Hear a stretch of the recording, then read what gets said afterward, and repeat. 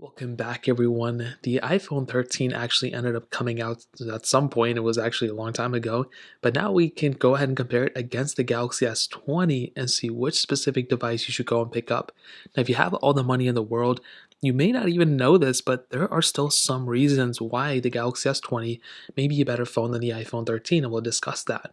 Now, I will leave both of these phones linked down in the description below. You can get them from there and help support the channel at the same time. Now, side by side, there's a little bit of a difference. The iPhone 13 is a wider phone, where the Galaxy S20 is a longer phone. So technically speaking, the iPhone 13's panel is a little bit smaller. You have a 6.1-inch OLED panel here, Super Retina XDR, whatever they're going to call it. It's a 60 hertz panel, but the Galaxy S20 actually has a little bit of a bigger 6.2-inch dynamic AMOLED display, and I can tell you from first-hand experience, the iPhone 13's panel is pretty good, but the Galaxy S20's panel is still far superior. First of all, 120 hertz on this phone, which is beautiful. Inbuilt fingerprint sensor, the display curved glass a little bit, which makes it look cool. You also have a hole punch display versus the notch on the iPhone 13. So those things, and it's a high resolution. So those things, I mean, the Galaxy S20 definitely wins in the panel. However, with the side of the phone, I actually do think the Galaxy S20, I mean, it's kind of interesting to see how slim of a phone the Galaxy S20 is, with the battery life and everything still pretty good on it.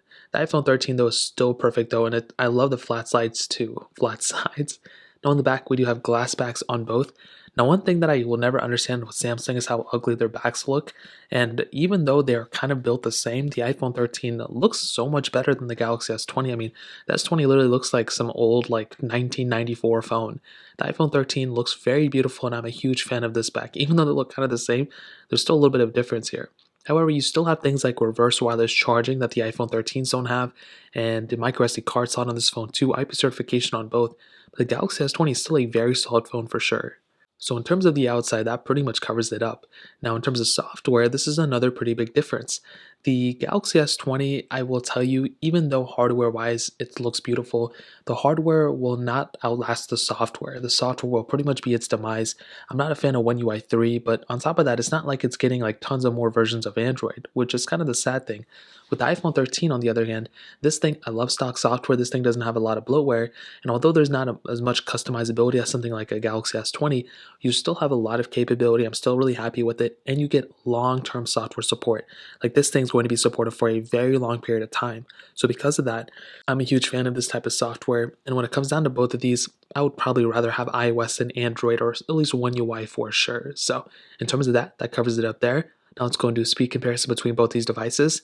The Galaxy S21 has that Qualcomm Snapdragon 865 chipset inside of it with 8 gigs of RAM, where the iPhone 13 has that Apple A15 Bionic chip inside of it with 4 gigabytes of RAM.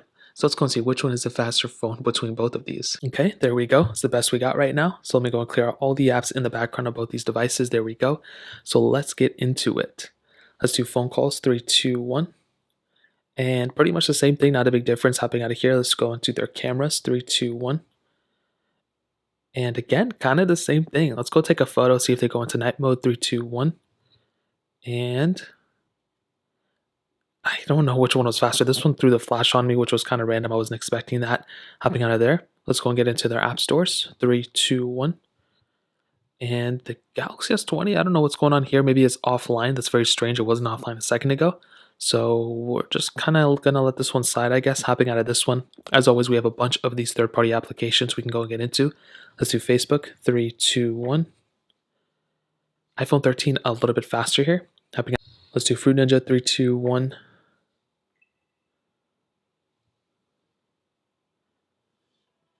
One of them has a sound on, which I just remembered, and the iPhone 13 is the winner here.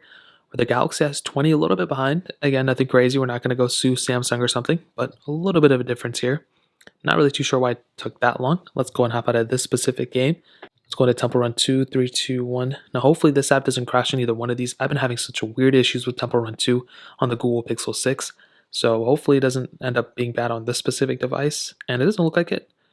The iPhone 13 definitely faster here. I don't know what was going on with this phone either. The Samsung Galaxy S20 was very, very slow when it came down to both of these. So I don't know what happened here. Hopping out of this specific game. Let's go and get into something like Snake vs. Blocks, 3, 2, 1.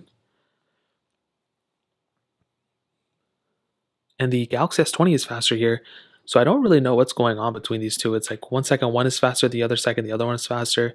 Hopping out of this specific app, let's go and get into something like Temple Run 1, 3, 2, 1.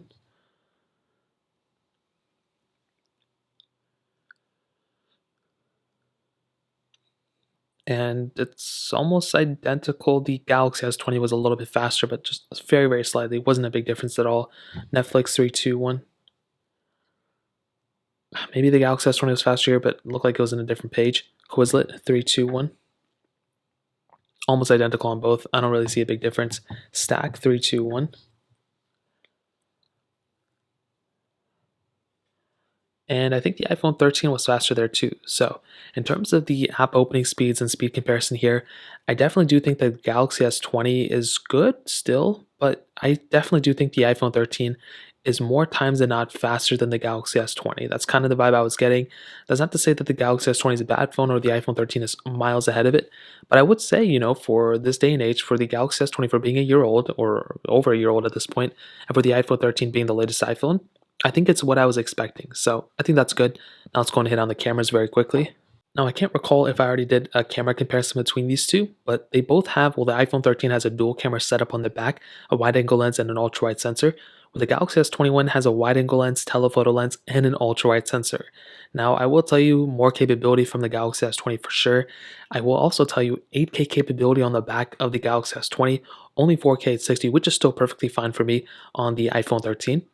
On the front of both, you do have 4K at 60 on both of them as well on the front, which is great.